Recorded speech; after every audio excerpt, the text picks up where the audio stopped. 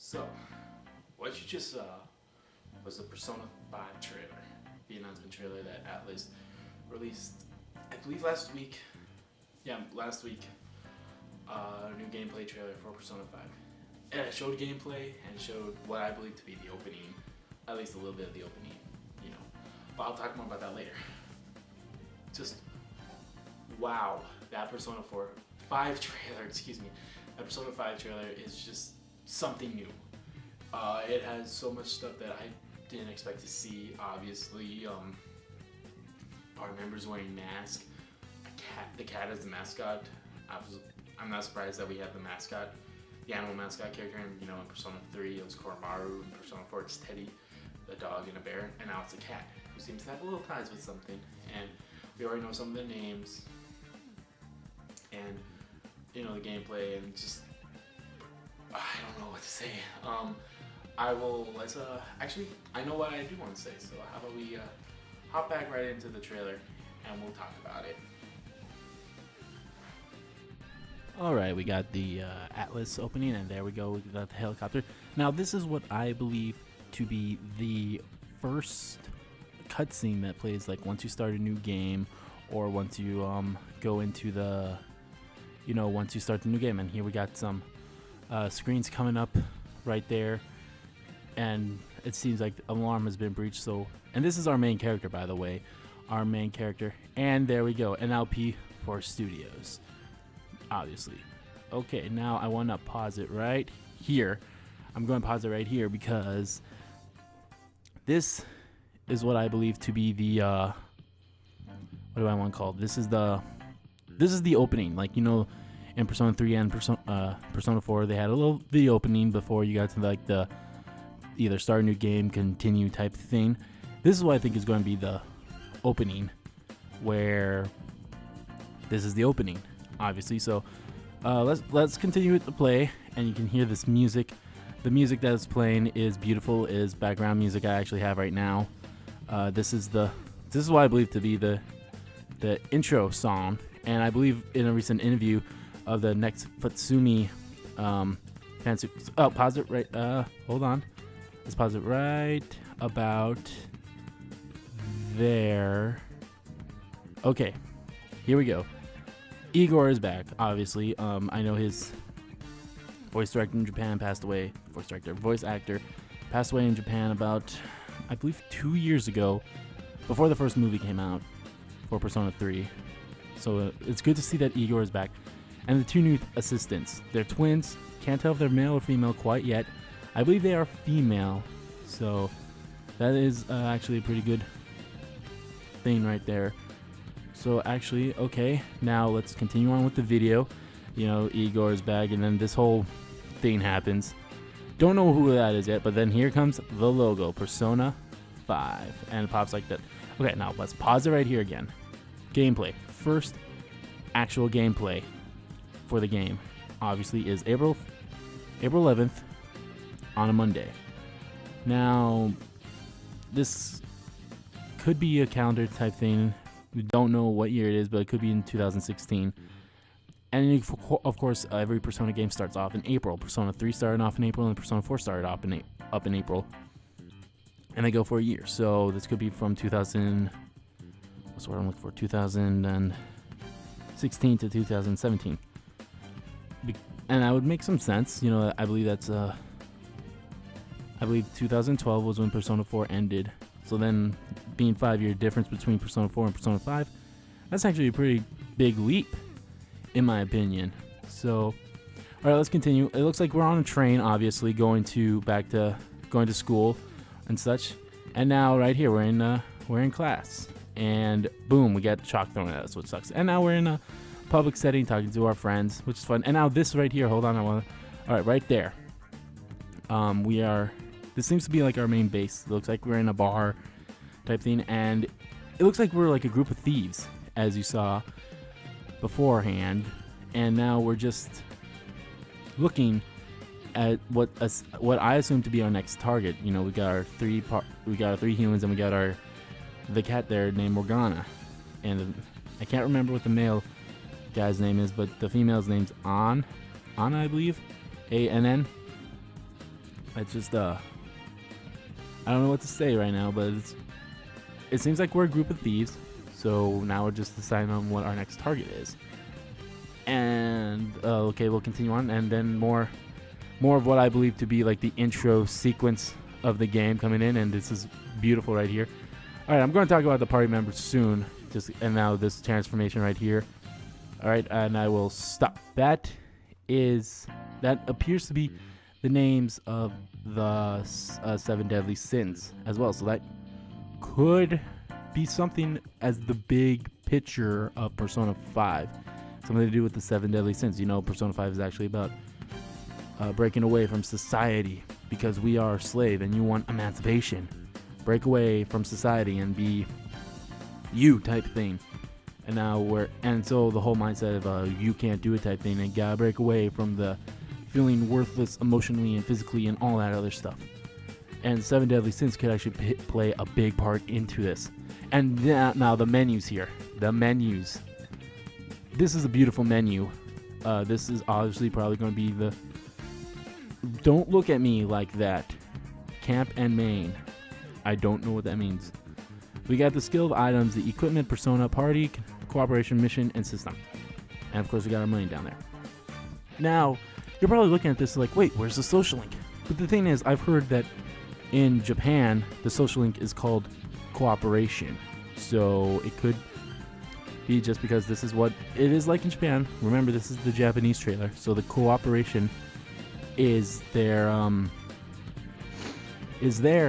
sign of social link. So when it gets translated into English over here, it could probably change to social link, or it could stay as cooperation and be social link is called that. So I'm not worried about social links. I'm sure social links will come back, and I'm looking forward to social links because social links was probably one of the big things that I really enjoyed in both Persona 3 and Persona 4. So let's go through this menu again, and now this is the equipment. The equipment is different compared to how it was in Persona 3 and Persona 4.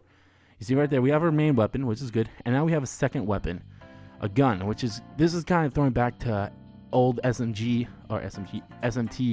kind of mechanics, because in SMT4, you had your main weapon, which was like a sword, and then you had a projectile weapon, which was a gun, like we do in here. And I believe in the Persona 3 and Persona 1 and Persona 2, they also had their main weapon, and then they had a projectile weapon as well. And then we have a protector down there. I'm not really 100% sure what that is. It could involve the persona in a way, and then we have the accessories, obviously, unless protector's probably armor. What am I thinking? Then we have accessories, and clothes. I don't know what that means.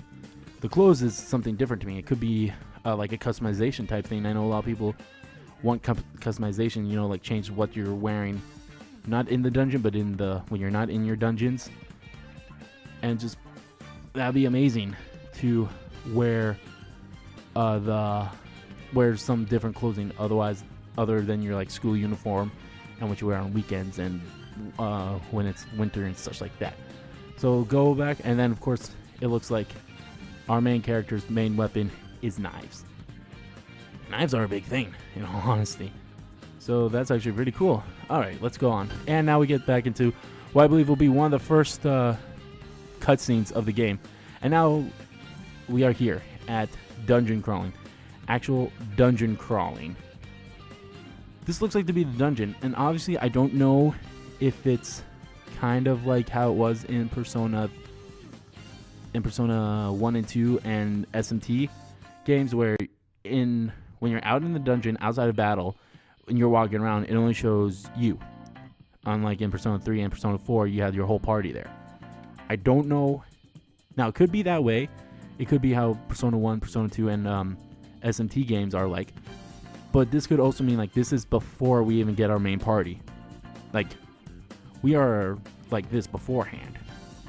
And you see those things standing around. Those are probably the enemy shadows. So we probably like know how to fight personas beforehand, or fight personas, fight shadows and enemies before we even meet up with our party. So, all right, let's continue on. And now we got some platforming going around. That's actually pretty cool. And now sneak attacks.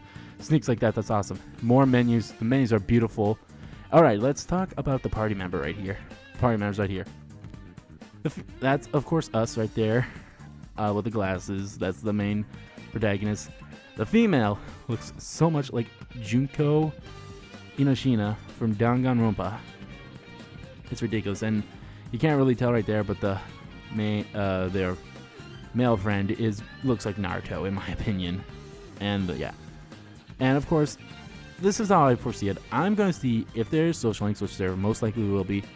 The yellow hair guy, will be the magician, obviously, because he's like your best friend type thing, and he'll probably have a magician type persona, like Junpei and Yosuke did. And I can tell that she's probably going to be the Lover's Arcana. I don't care, she's probably going to be waifu.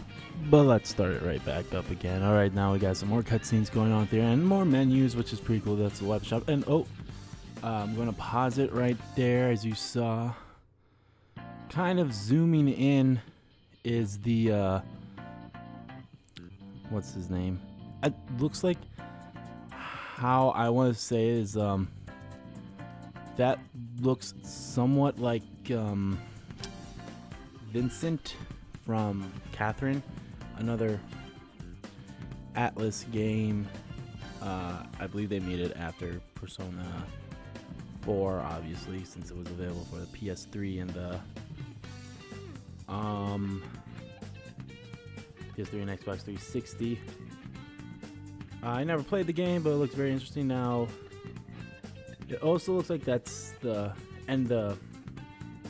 have the Velvet Twins standing right next to the what's it called, by the cell. Now, a lot of people say he looks like the main character.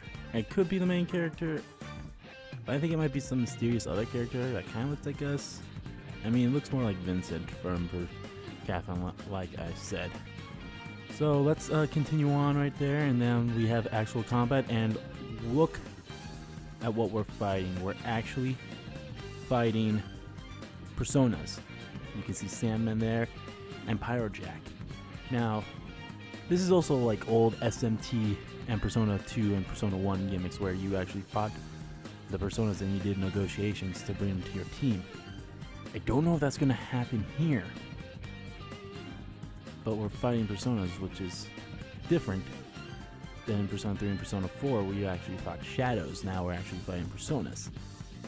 So this could be this is a game changer, in my opinion.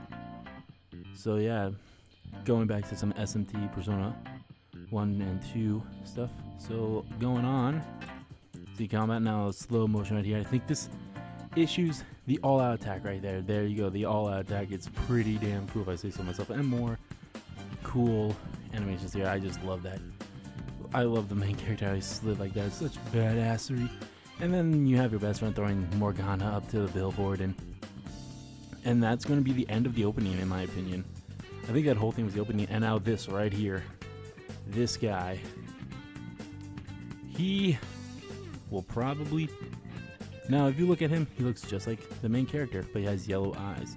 As we saw in Persona 4, that means it's Shadow. So this could be the shadow of the main character, and this is how he gets his persona.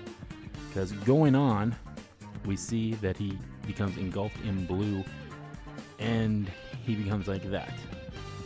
So yeah, that's the Persona 5 trailer in a nutshell, and that's how I feel about it. Now I'm going to talk a little bit more about some other stuff. For example, we have the Phantom. We have this Red Phantom in this screenshot put up. You see that there's a kind of persona theme right behind our main character. I'm guessing that's going to be the initial persona. So I don't know what it is, but that initial persona looks actually pretty cool. So yeah. Now let's talk about Morgana. As a cat, it's a regular cat, I believe, and then when she transforms into what we see before, she can talk to us. I feel like that's like the first... I feel like that's our first contact with all this stuff, is Morgana. And then, as we go on, we see the other stuff. But I am super excited for this game. Can't wait for it to come out sometime later this year, to let's play it and enjoy playing it, because I'm going to enjoy playing this thing for a long time. I'll probably do at least 3 playthroughs right away, Obviously, I'll do my first playthrough will be my Let's Play, so it's a blind Let's Play. This is probably going to be my next blind Let's Play. I did one for Dead Space 3, and then I love doing the blind Let's Plays. It's fun.